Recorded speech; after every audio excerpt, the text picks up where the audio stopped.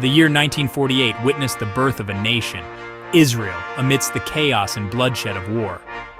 The First Arab-Israeli War, a conflict that would have far-reaching consequences, erupted in the heart of the Middle East. This tumultuous period marked the beginning of a decades-long struggle between Israelis and Palestinians, leaving an indelible mark on the region's history. The war, fought between the newly declared State of Israel and its Arab neighbors, was a clash of ideologies, national aspirations, and historical grievances.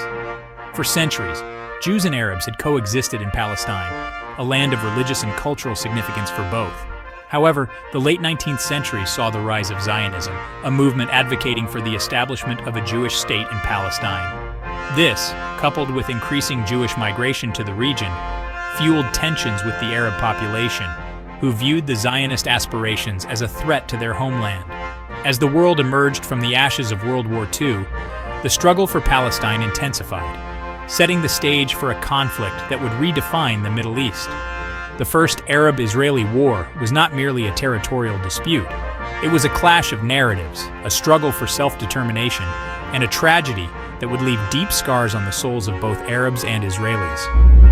Understanding the events leading up to this pivotal moment is crucial to comprehending the complexities of the Arab-Israeli conflict, a conflict that continues to shape the region's political landscape to this day.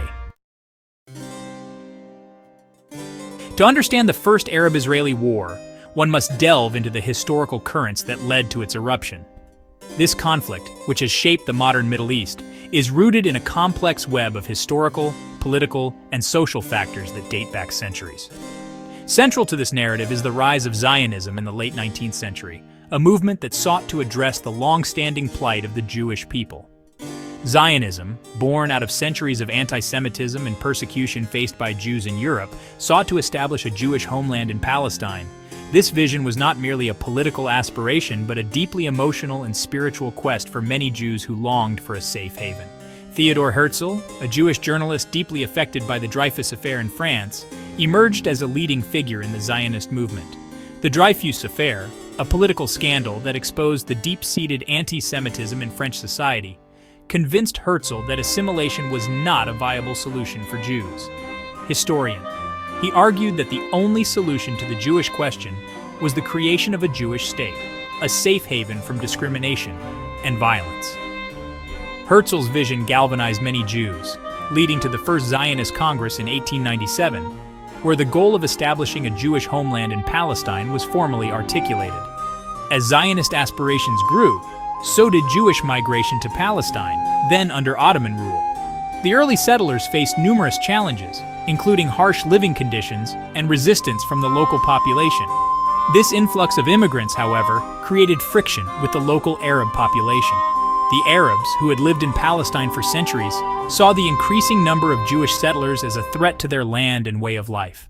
While some Arabs welcomed the economic opportunities brought by Jewish settlers, many viewed them with suspicion, fearing displacement and the erosion of Arab culture and identity. This tension was further exacerbated by the differing national aspirations of Jews and Arabs. The Balfour Declaration of 1917 further complicated matters. This declaration was a statement of British support for the establishment of a national home for the Jewish people in Palestine. In this document, the British government expressed support for the establishment of a national home for the Jewish people in Palestine, without prejudice to the civil and religious rights of existing non-Jewish communities. This ambiguous wording led to different interpretations and heightened tensions. The declaration, while ambiguous in its wording, was seen by Zionists as a promise for a Jewish state, and by Arabs as a betrayal by the British. The conflicting promises made by the British to both Jews and Arabs during World War I sowed seeds of discord that would later erupt into violence. The interwar period witnessed escalating tensions and outbreaks of violence between Jews and Arabs, each vying for control over the coveted land. The British Mandate in Palestine struggled to manage these tensions, often finding themselves caught between the conflicting demands of both communities. The British, caught in the crossfire, struggled to maintain order and appease both sides, a task that proved increasingly impossible as the situation deteriorated. Their attempts to implement policies that would satisfy both Jews and Arabs often ended up pleasing neither, leading to further unrest. The stage was set for a showdown, a clash that would have profound and lasting consequences for the Middle East and beyond. The First Arab-Israeli War was not just a regional conflict, but a pivotal moment in the history of the 20th century, shaping the geopolitical landscape of the Middle East for decades to come. In the aftermath of World War II, the question of Palestine took center stage on the world's political agenda. The war had left many nations in ruins, and the global community was grappling with the immense task of rebuilding and addressing the numerous geopolitical issues that had arisen. The horrors of the Holocaust, which exposed the depths of anti-Semitism and the plight of European Jewry, strengthened international sympathy for the Zionist cause. The world had witnessed the systematic extermination of 6 million Jews, and there was a growing consensus that a Jewish homeland was necessary to ensure their safety and survival. The British, exhausted and financially drained from the war, found themselves unable to manage the escalating conflict in Palestine. Their mandate over the region had become increasingly untenable, with both Jewish and Arab populations growing more restless and militant. In 1947, they relinquished their mandate, referring the issue to the newly formed United Nations. The UN, still in its infancy, was tasked with finding a solution to this complex and volatile situation. UN official.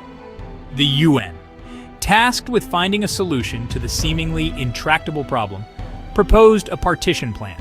This plan was seen as a potential pathway to peace, aiming to address the aspirations and grievances of both Jews and Arabs in the region. Resolution 181, adopted on November 29, 1947, called for the division of Palestine into two states, one Jewish and one Arab, with Jerusalem designated as a corpus separatum under international control. This plan was a bold attempt to create a framework for coexistence and mutual recognition. The plan, while far from perfect, was an attempt to appease both sides and prevent further bloodshed. It was a compromise that sought to balance the competing nationalisms and historical claims to the land. The Jewish leadership, though unhappy with the territorial concessions, reluctantly accepted the partition plan, viewing it as a necessary compromise to establish a Jewish state. They saw it as a historic opportunity to achieve their long-sought goal of statehood. The Arabs, however, vehemently rejected the plan, viewing it as an unfair imposition that deprived them of their homeland. They felt that the partition plan favored the Jewish minority at the expense of the Arab majority. They argued that the Jews, who constituted a minority of the population at the time, were being awarded a disproportionate share of the land. This perceived injustice fueled widespread anger and resentment among the Arab population. The rejection of the partition plan by the Arab leadership, coupled with inflammatory rhetoric and calls for resistance, further inflamed tensions and pushed the region closer to the brink of war. The situation became increasingly volatile, with both sides preparing for an inevitable confrontation. The UN's attempt to broker a peaceful solution had inadvertently sown the seeds for a larger and more devastating conflict.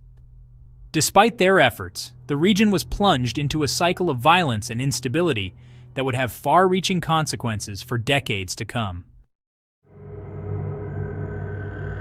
The UN partition plan, instead of quelling the flames of conflict, ignited a powder keg of resentment and violence. The plan, which proposed the creation of separate Jewish and Arab states, was met with fierce opposition from both sides, each feeling betrayed and marginalized. Immediately following the UN vote, unrest erupted across Palestine. The streets, once bustling with daily life, were now scenes of chaos and turmoil. Protests, riots, and violent clashes became a common sight as the region descended into anarchy. Arab and Jewish communities, once living in uneasy coexistence, turned on each other. Neighbors who had shared markets and schools now found themselves on opposite sides of a deepening divide, driven by fear, anger, and a sense of betrayal. Paramilitary groups on both sides stepped up attacks, plunging the region into a state of civil war. These groups, including the Haganah, Irgun, and Lehi on the Jewish side, and various Arab militias, engaged in brutal skirmishes, bombings, and assassinations. The British, eager to extricate themselves from the escalating conflict, largely remained on the sidelines, further fueling the chaos. Their withdrawal left a power vacuum, exacerbating the violence as both sides sought to assert control over strategic locations. Israeli soldier, In the midst of the violence, both Jews and Arabs consolidated their positions, preparing for the impending struggle for statehood. Each side fortified their territories, stockpiled weapons, and recruited fighters, knowing that the outcome of this conflict would determine their future. Jewish militias, such as the Haganah, the Irgun, and the Lehi, intensified their training and acquisition of arms, determined to defend the nascent Jewish state. These groups conducted covert operations, smuggled in weapons, and trained new recruits in preparation for the battles ahead. Arab Soldier, the Arab Hire Committee, the representative body of Palestinian Arabs, mobilized volunteers and sought support from neighboring Arab states, vowing to resist the partition plan by force. They called upon their brethren in Egypt, Jordan, Syria, and Iraq to join the fight, framing the conflict as a pan-Arab struggle against colonialism and Zionism. As 1947 drew to a close, the violence escalated, engulfing cities, towns, and villages across Palestine. The conflict spread like wildfire, with each new attack prompting retaliatory strikes, creating a vicious cycle of bloodshed and retribution. Palestinian civilian. The once vibrant cosmopolitan cities like Jerusalem, Jaffa, and Haifa became battlegrounds, their streets littered with barricades and echoing with the sounds of gunfire. These cities, known for their rich cultural heritage and diverse populations, were now scenes of devastation and despair. The civilian population, caught in the crossfire, bore the brunt of the violence, facing displacement, fear, and unimaginable suffering. Families were torn apart, homes were destroyed, and countless lives were lost as the conflict raged on with no end in sight. The 1947-48 Civil War, a brutal prelude to the wider Arab-Israeli War, shattered the fragile peace that had existed in Palestine, setting the stage for a full-blown conflict that would forever alter the region's landscape. The legacy of this war would be felt for generations, as the seeds of enmity and division sown during these tumultuous years continued to shape the geopolitics of the Middle East.